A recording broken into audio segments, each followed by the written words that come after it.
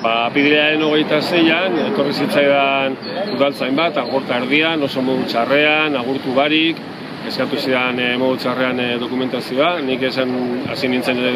diskutitzen berarekin, nik euskaraz eta bera erdaraz,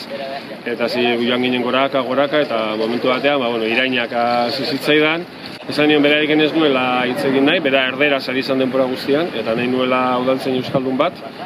eta, bi udaltzain egon ziren, eta ez zidaten baperik kasurik egin. Birritan hirutan esan neutzen euskaraz nahi nuela udaltzain euskaraz egiten zuen udaltzaina, eta ez zidan kasurik egin. Prozedura erdeaz jarraitu zegoen, eskatu oztezan autoko paperak eta ozta bere, eta gabune izuna ipinu oztan erdeaz, eta esan dutzen, amaitu baino esan dutzen erdeaz ez nutzelako ziko, eta esarrez, egin zegoen erderaz, egin zegoen keinua emateko, eta esan dutzen ez ez. Nintzen epaitegira, eta epaitegian,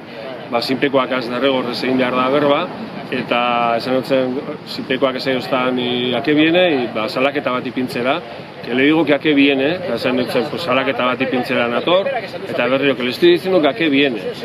Eta, erdeara baja nintzen, eta ez egin non zan, jo nintzen mengetxoko epaitegi barrura, eta horre langile batek hartatu ninduen euskaraz, eta, topan ninduen ez zegoela euskaraz ipintzeko imprimakerik, salaketa ipintzeko imprimakerik ez egoan, esan dutzen langileari, erakatu zuen barruan, eta ez egoan. Eta orduan, erderazko imprimakarien gainetik, euskaraz ipinen ninduen salaketa. Eta gero, jo nintzen segiduan udaltzain gora, ona etorri nintzen, arratzaldeko 7ak ziren eta, kabun gauza bera, gure izan den duen salaketa euskaraz imini, eta esan egon modurik. Udaltzain batek erdeaz zeuztan, hartatu ninduenak,